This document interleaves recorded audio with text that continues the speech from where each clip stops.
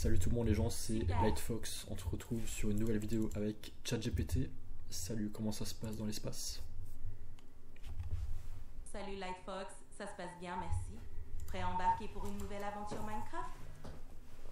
Ouais, super. Donc aujourd'hui, on va faire une petite vidéo vlog sur le monde Minecraft. Et j'ai remarqué que voilà, c'est un peu du style les vidéos GTA où genre sur le bas de l'écran, genre sur les TikTok ou YouTube, t'as un mec qui roule en voiture, en moto, genre il fait un parcours sur la map de GTA. Et en haut, t'as un mec qui parle, je sais pas, genre un politicien qui parle, voilà, un mec qui parle sur un plateau TV. Et voilà, donc là, j'ai remarqué que c'est un peu ce que je fais. Donc là, je fais le contenu vidéo en bas, Minecraft, et moi je fais le contenu audio avec toi, en discutant avec toi. Ah, je vois, c'est un concept intéressant. Un peu comme une discussion superposée sur du gameplay. Ça peut créer un contenu vraiment unique et engageant. Tu penses aborder quel sujet pendant cette vidéo? Exactement.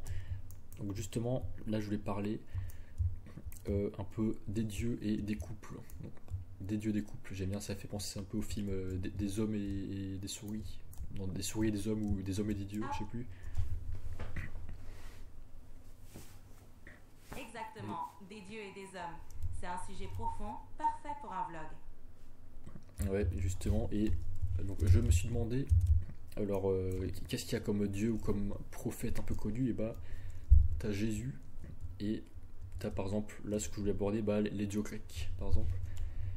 Et bah, Jésus, donc c'est quelqu'un qui donne, alors dans la Bible c'est le fils de Dieu, et donc c'est quelqu'un qui normalement dans la Bible était célibataire, il me semble, qu'il n'y avait pas de femme, enfin ça dépend des versions, mais il donne plein de conseils et paroles et tout, mais bon, dans sa vie, soit il était célibataire, ou soit, bon, il y a certaines sources qui disent qu'il était marié, mais bon, on va considérer que là il est célibataire, et pareil, bah, de l'autre côté, tu as les dieux grecs par exemple, avec Zeus et tout ça, et eux c'est complètement l'inverse, ils font, voilà, ils couchent avec tout le monde, c'est n'importe quoi, il a plusieurs femmes, même il y a des histoires de consanguinité. Donc voilà, je trouve que c'est un peu les deux extrêmes. Donc tu as Jésus qui est célibataire et tu as de l'autre côté par exemple Zeus qui a des relations avec tout le monde, avec plein de femmes. Et je me demande pourquoi est-ce qu'il n'y a pas de Dieu, enfin une figure historique de Dieu qui a une femme, donc qui est en couple. Donc bah, je veux dire bah, le modèle parfait quoi. Donc un Dieu qui est en couple, donc un Dieu et sa femme. Parce que dans les dieux, pourquoi est-ce qu'ils sont pas normaux? Soit t'as un mec, enfin pas normaux je veux dire, mais pourquoi ils ont pas ce qu'on est censé faire? Ça veut dire on est censé faire le modèle exact, ça veut dire on est censé avoir une femme, une famille, enfin je dis pas qu'on est censé, mais moi c'est mon but c'est d'avoir une femme et des enfants, donc et voilà la fidélité dans le couple. Et pourquoi est-ce que les exemples qu'on nous donne, et bah, c'est Jésus qui dit voilà, être célibataire, se marier à Dieu, enfin de ne pas se marier. Et de l'autre côté, t'as Zeus qui lui a beaucoup de relations avec n'importe qui est complètement désordonné. Et est-ce que tu as une idée de Dieu qui est un modèle fondé sur la famille, donc son couple, et un Dieu bah, qui est tout simplement en couple avec une femme? C'est une réflexion intéressante. Dans les mythologies et religions, les figures divines incarnent souvent des aspects extrêmes ou symboliques. Dans le cas du christianisme, Jésus représente le sacrifice et le détachement du monde matériel. Les dieux grecs, comme Zeus, illustrent d'autres traits humains amplifiés, comme la passion et l'imperfection. Un modèle divin de couple et de famille harmonieuse est plus rare, mais certaines traditions comme l'hindouisme ont des divinités en couple, comme Shiva et Parvati, qui symbolisent un équilibre entre masculin et féminin. Cela peut donner un exemple plus proche de l'idéal d'un couple harmonieux et fidèle. Ok, merci pour ces informations. Et bah, justement, donc, bon, Jésus par exemple, il symbolise le détachement du monde matériel, mais est-ce que c'est vraiment ce qu'il faut faire, ou est-ce que c'est vraiment ce qu'on a envie de faire? Moi, alors perso, quand j'étais petit, oui, j'étais à fond dans la religion catholique, j'essayais de faire toutes les prières, d'être parfait et tout. Mais là, il y a quelques années déjà, donc, quand j'avais 12 ans, là, je m'étais mis à ça, mais là, je me suis après assez détaché, genre ouais, 3-4 ans après. Maintenant, là, j'ai 24 ans, bah, d'ailleurs, c'est mon anniversaire. Merci de me dire bon anniversaire, merci, c'est plaisir.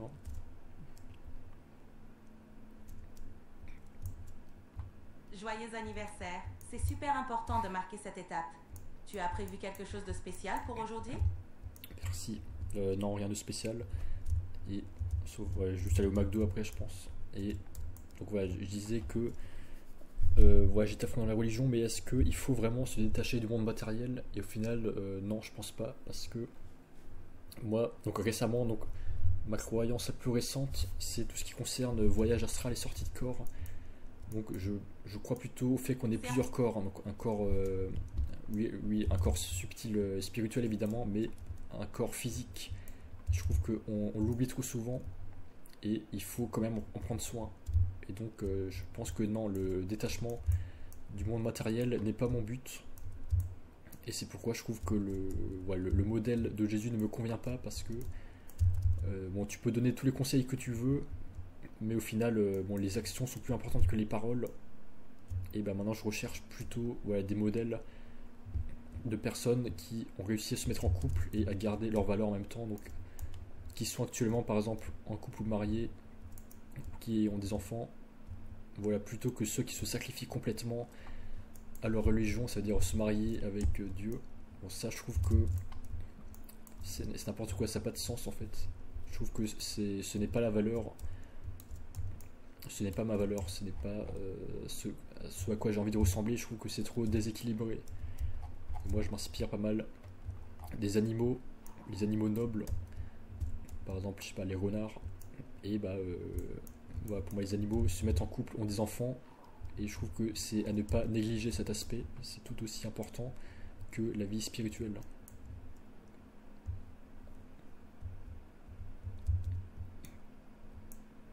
Je comprends, c'est important de trouver un équilibre qui te correspond.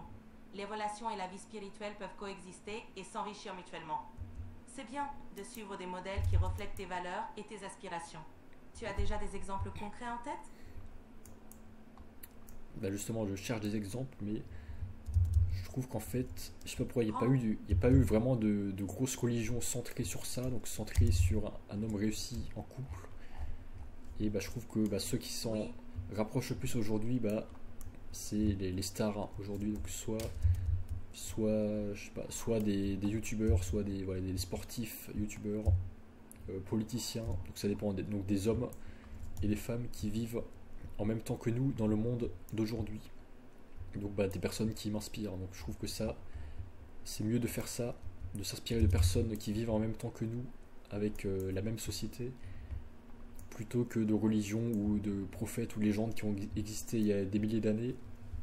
Et voilà, je vois pas pourquoi on devrait suivre ça plutôt que des personnes actuelles qui sont à côté de toi et qui peuvent t'inspirer, avec qui tu peux communiquer, tu peux tu peux interférer avec, tu peux échanger avec.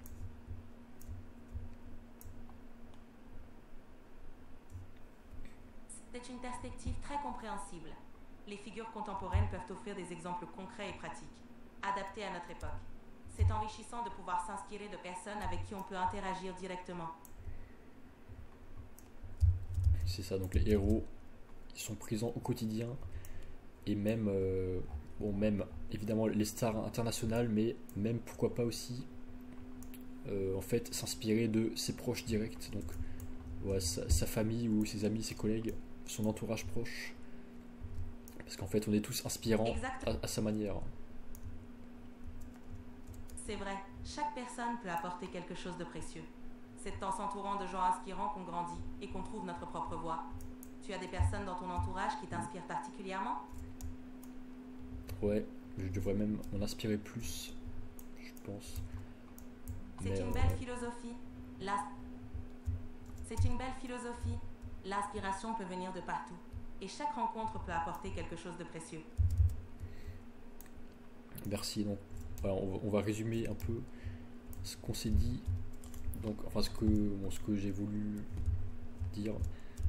Donc, en résumé, je me détache un peu quand même de la religion, parce que les figures modèles qu'on est censé tout faire pour ressembler sont trop éloignées, trop distantes de nous. Donc, par exemple, Jésus qui pose trop de... Enfin bon, il y a des paraboles et tout utiles, mais il était célibataire, et je trouve que Oui, J'ai pas envie de sacrifier toute ma vie au nom d'une cause et être célibataire toute ma vie, c'est pas mon but. Ouais. Je trouve ça trop déséquilibré en fait. Je trouve que tu peux avoir une vie spirituelle sans être célibataire et tu peux avoir une vie spirituelle divine, tout ce que tu veux. Voilà, la recherche de soi sans sacrifier ta vie conjugale. Je trouve que voilà, tu peux faire les deux. Je trouve que c'est faux que de considérer que par exemple tous les prêtres doivent être célibataires. Ça, faut que ça soit mis à jour. oui, il est important d'actualiser ces idées pour qu'elles correspondent mieux aux réalités et aux aspirations d'aujourd'hui. L'équilibre est possible. Ouais, exactement, parfait. Voilà, donc c'est la suite, c'est la fin de cette petite vidéo et salut à tous, on se retrouve très vite, à plus.